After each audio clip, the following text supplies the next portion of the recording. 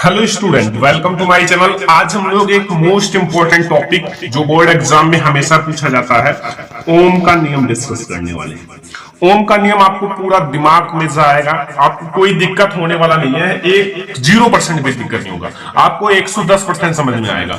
लेकिन आपको करना क्या है, इसे ध्यान से नोट कर लेना है और कम से कम 2 से 3 बार समझ लेना है। ठीक है, आ जाओ। ओम का नियम हम आपके साथ लिख लिख कर समझाते हैं। देखो ओम का नियम होता क्या है, पूरा मैं आपको समझा देता हूं। सबसे पहले लिखो ओम के नियमानुसार। ओम के नियम, ओम के नियम के अनुसार, यानी कि ओम के नियम के अनुसार, यानी कि ओम के नियम के अनुसार, ये हम लोग उनके नियम के अनुसार ही चलेंगे भाई। तो अब हम लोग समझते हैं क्या है ओम का नियम, क्योंकि पूरा आपको समझ में आने वाला है। देखो किसी धातु, मैं आपको बहुत अच्छे से समझाता हूं क्योंकि आप लोगों को सबसे अलग परिभाषा मिलेगा पूरे यूट्यूब पर। ये किसी धातु के, क्योंकि ये एक्सपेरिमेंट मैं करके अच्छे से समझाता हूं, ठीक है, कि तार, जैसे कोई धातु का तार है, कोई एलिमेंट, मतलब आपका तार है एलिमेंट का, जैसे आपका कोई भी हो तार, ठीक है, तार में प्रवाहित, सभी ध्यान से समझना, अगर आप देख रहे हो तो ध्यान से समझो क्योंकि समझ कर ही जाओगे। प्रवाहित होने वाले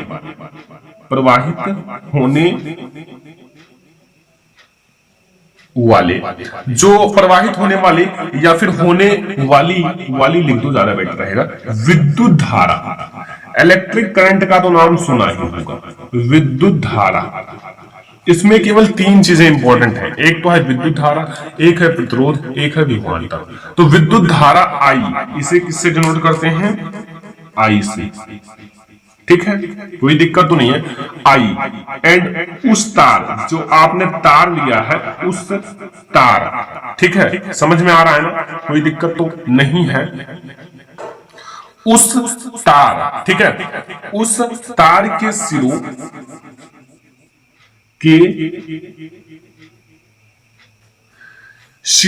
के मध्य, जैसे दोनों सिरा है ए और बी, तो उनके मध्य क्या उत्पन्न होता है? सही से आप लोग ध्यान से पढ़ो। उनके मध्य उत्पन्न विद्युत विभवांतर। बहुत डिटेल में समझा रहा हूं और बहुत इजी तरीका है ये, लेकिन आपको सभी लोग शॉर्टकट समझा देंगे, अच्छे से नहीं समझा पाएंगे। इसीलिए मैंने सोचा कि आप आज के बाद आपको उनके नियम में कोई दिक्कत रह न जाए।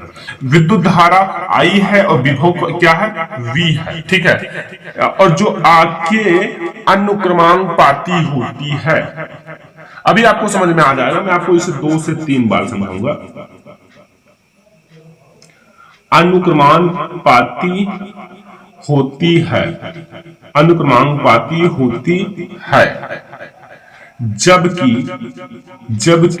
जो तार है, तार पर ताप निश्चित हो, यानी कि ताप एकदम निश्चित हो, ताप ज्यादा कम ना हो। यही होता है ओम का नियम। बस भैया ओम चाचा ने इतना ही नियम दिया था जितना मैंने बताया है, यहां से यहां तक, बस इतना ओम का नियम है कि किसी धातु, कोई धातु है, कोई धातु का तार है, कोई भी धातु का तार है, अगर उसमें प्रवाहित विद्युत धारा आई और उस तार के सिरों के मध्य उत्पन्न विभवांतर V के अनुक्रमानुपाती होता है। जो V होता है वो प्रोपोर्शनल I, यानी कि V अनुक्रमानुपाती I।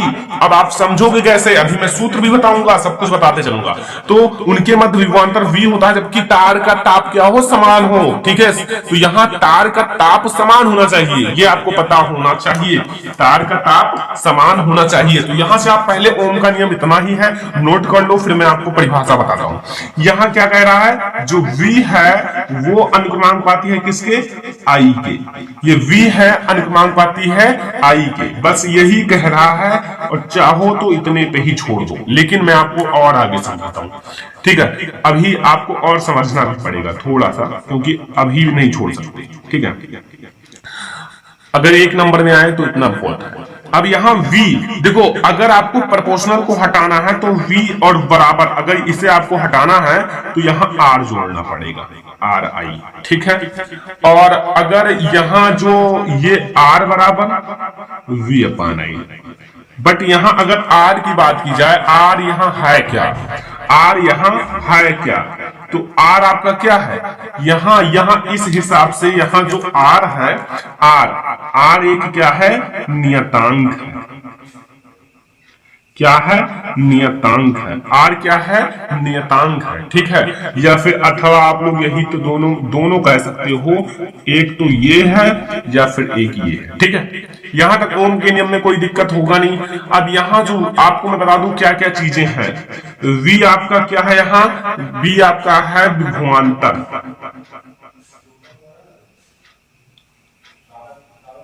विभवांतर, ओके। आई क्या है, आई है विद्युत धारा, विद्युत धारा, ओके। एंड आपका आर क्या है, आर है अनुक्रमांकपाती नियतांक,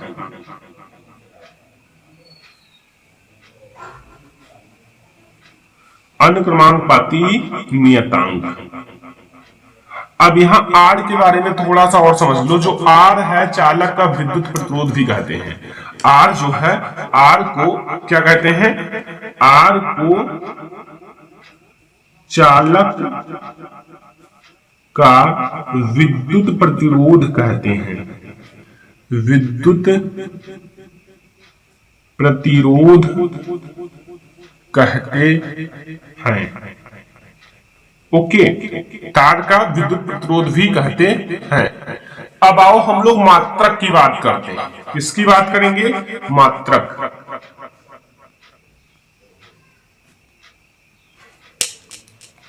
ओम के नियम में कुछ रह ना जाए, मात्रक कैसे निकालोगे। यहां आपने पढ़ा है आर बराबर वी अपान आई, ओके, वी अपान आई। अब यहां आर का मात्रक क्या होगा और वी का मात्रक आपको पता होगा एंड आई का मात्रक पता होगा, तभी आप आर का मात्रक ज्ञात कर पाओगे। देखिए आपको वी का मात्रक क्या होता है, विभवांतर, विभवांतर का मात्रक होता है वोल्ट, क्या होता है, वोल्ट। एंड धारा आई, धारा आई का मात्रक क्या होता है, एम्पियर, एम्पियर होता है। धारा आई का मात्रक क्या होता है, एम्पियर होता है। अब यहां एक तो हो गया आर का मात्रक वोल्ट बटे एम्पियर, लेकिन अब दूसरा मात्रक की बात की जाए, जो दूसरा मात्रक होता है वो होता है आर का मात्रक प्रतिरोध, जिसे कहते हैं ओम, ओम, ठीक है। ये इनका दूसरा मात्रक होता है ओम, ठीक है। ये आपका ओम होता है किसका, प्रतिरोध का मात्रक। यहां मैं लिख देता हूं, ये आर क्या है बच्चे, बाल्टी प्रतिरोध है। सब कुछ मैं डिटेल में समझा रहा हूं, आज के बाद आपको कोई दिक्कत होने वाला है नहीं ओम के नियम में, और बहुत ही अच्छे से समझा रहा हूं ताकि आपको कोई दिक्कत रह ना जाए, ठीक है। अब यहां से आपको समझ में आ गया। अब आप एक बात और समझो, जो आर है चालक प्रतिरोध, वो जिसका मान किस पर निर्भर करता है, ये भी थोड़ा समझ लो। जो आर है यानी कि प्रतिरोध जो होता है, प्रतिरोध, प्रतिरोध, प्रतिरोध जो होता है ना, प्रतिरोध। अब यहां मैं इसका जिसका मान लिख दें, जिसका, जैसे प्रतिरोध का मान या फिर जिसका मान लिख सकते हो, ये जान लो मैंने कामा लगा दिया। जिसका मान चालक के पदार्थ, जो चालक की पदार्थ है, चालक के पदार्थ एंड ताप, चालक का जो ताप है, एंड क्षेत्रफल, चालक का क्षेत्रफल, ये भी कई बार पूछा गया है, ठीक है। चालक का क्षेत्रफल आदि पर निर्भर करता है। ये जो है प्रतिरोध, जो है प्रतिरोध की मेनली बात की गई है आर की। ये किस पर निर्भर करता है, जैसे कोई कंडक्टर है, चालक है, चालक के पदार्थ पर निर्भर करता है, चालक के ताप पर निर्भर करता है और चालक के क्षेत्रफल पर निर्भर करता है। तो यहां से पूरा ओम का नियम इतना ही है। ओम का नियम होता क्या है ये मैंने बता दिया, इसका फार्मूला क्या होता है, एंड इसका फार्मूला का पूरा नाम बता दिया, एंड इसका मात्रक क्या होता है, एंड आर, आर जो है ना, इसका मतलब किस पर निर्भर करता है। ये वीडियो मेनली ओम के नियम पर था और आई होप कि आपको ओम का नियम पूरा समझ में आ गया होगा। ओनली 1% भी दिक्कत नहीं होगा। तो करना क्या है, इस वीडियो को लाइक करना है, शेयर करना है अपने फ्रेंड्स के साथ, चैनल पर नए हो सब्सक्राइब कर लेना है। Thanks for watching this video.